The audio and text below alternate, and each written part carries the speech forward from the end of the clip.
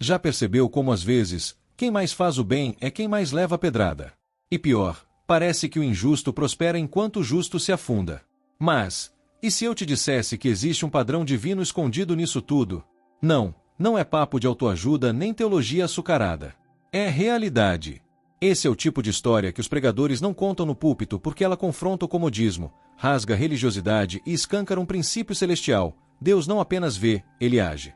E quando age, ele exalta os humilhados de forma tão poderosa que até o mais cético engole seco. Tem gente que acha que os salmos são só poesias antigas, cheias de palavras difíceis. Mas eu vou te mostrar que eles são, na verdade, mapas espirituais. Eles apontam para um caminho real, possível, vivido. E hoje você vai conhecer um desses caminhos, contado não como pregação, mas como vida vivida. Uma vida que virou conto. Um daqueles contos evangélicos sobre fé que parecem roteiro de filme e podem muito bem acontecer com você. E talvez, só talvez, você descubra que o que te aconteceu não foi para te destruir, mas para te elevar. Era uma vila pequena, dessas onde todo mundo sabe da vida de todo mundo.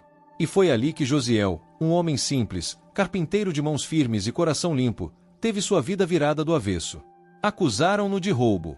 Sim, justo ele, que nunca nem deixou o troco errado no mercadinho da Dona Lúcia.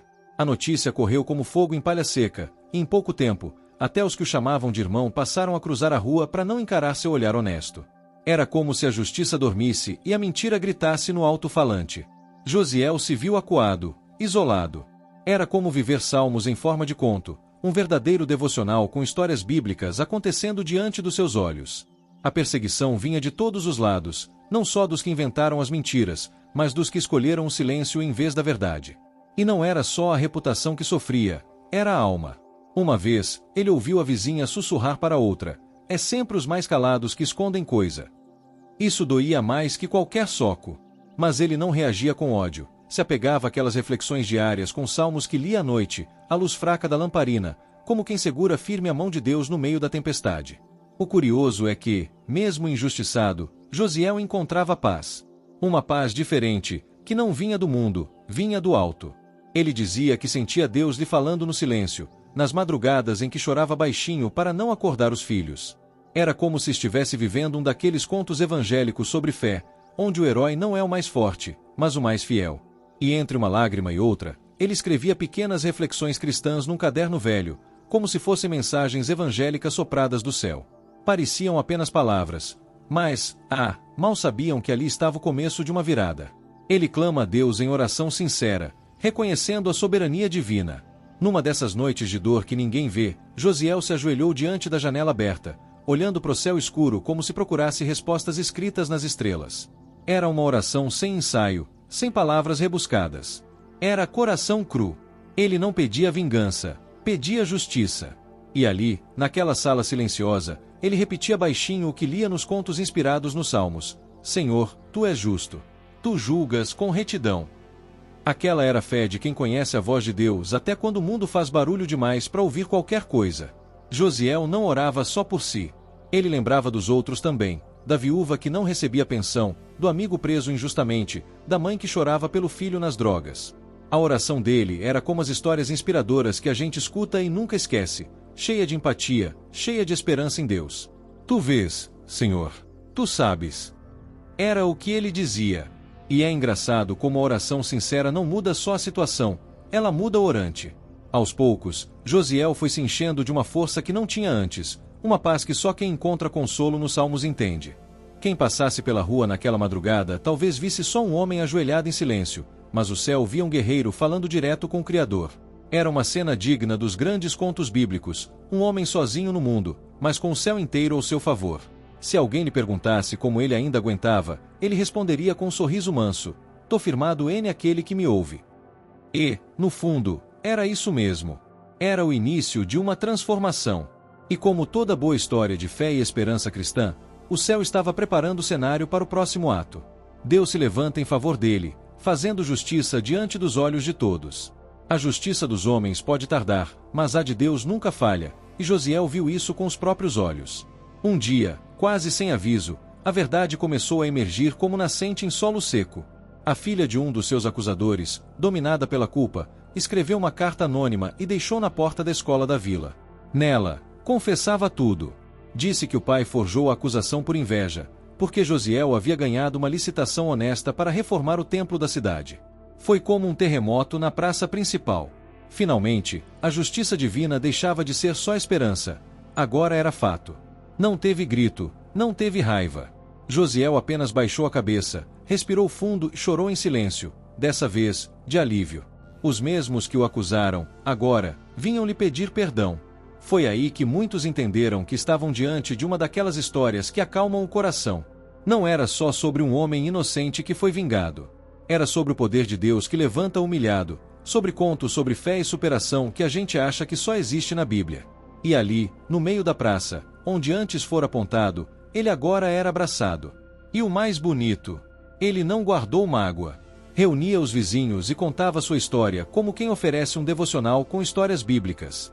Dizia que sua força vinha das reflexões cristãs que fazia toda manhã, da paz através dos salmos que lia em voz alta, mesmo quando ninguém acreditava nele.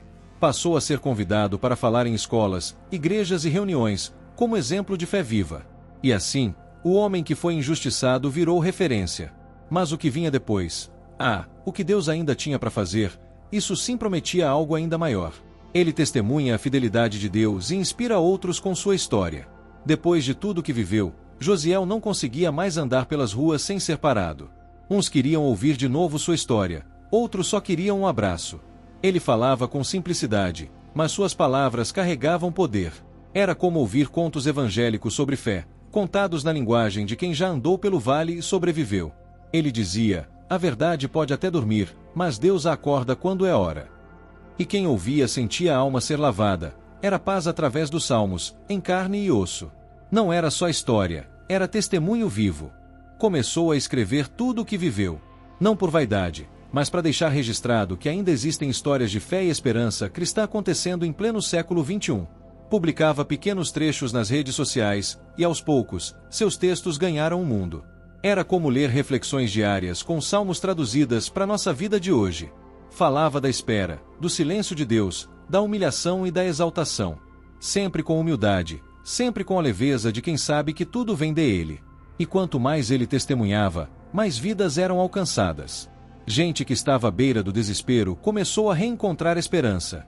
Gente ferida, traída, abandonada, viu no exemplo de Josiel um lembrete de que Deus ainda escreve histórias inspiradoras. Um dia, numa reunião na igreja, uma jovem disse: "Quero conhecer esse Deus que te defendeu." E ele sorriu, abriu a Bíblia e mostrou o Salmo 9. Disse: "Tá tudo aqui. É só confiar." E assim, os contos inspirados nos salmos que ele viveu começaram a florescer em outras vidas. Só que, como toda boa história, ainda havia mais por vir. Sua vida muda completamente e ele passa a ser um canal de consolo, fé e esperança. Josiel virou um nome conhecido, mas não por fama, por fé. Ele, que já foi tratado como escória, agora era procurado por quem buscava direção. Seu telefone não parava, jovens querendo conselhos, idosos pedindo oração, até líderes espirituais querendo ouvi-lo.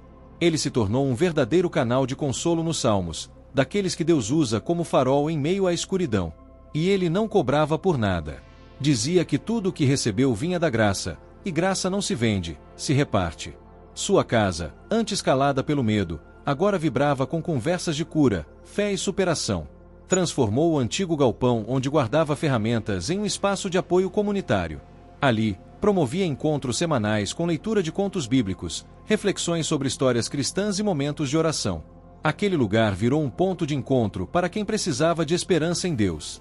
Ele distribuía pequenos folhetos com mensagens evangélicas e incluía sempre um trecho do Salmo 9, que virou seu hino de vida. Dizia que a palavra precisa ser mais que lida, precisa ser vivida. E quando as pessoas viam quem ele se tornará, entendiam que era verdade. Josiel sabia que sua missão não era acabar quando a dor passou. Pelo contrário, era ali que ela começava. Passou a gravar vídeos contando seus contos sobre fé e superação, transformando cada capítulo da sua trajetória em histórias que acalmam o coração. Seus seguidores chamavam isso de salmos em forma de conto. E ele sorria, com aquele jeito simples: "Não fui eu que escrevi essa história, foi Deus." E talvez o maior milagre nem fosse a justiça que recebeu, mas o impacto que causou depois dela. Porque o poder de uma vida transformada é só o começo do que o céu ainda quer fazer. E agora que você caminhou por cada linha dessa história, Me diz, o que ainda te impede de confiar de verdade? Será que é o medo do que os outros pensam?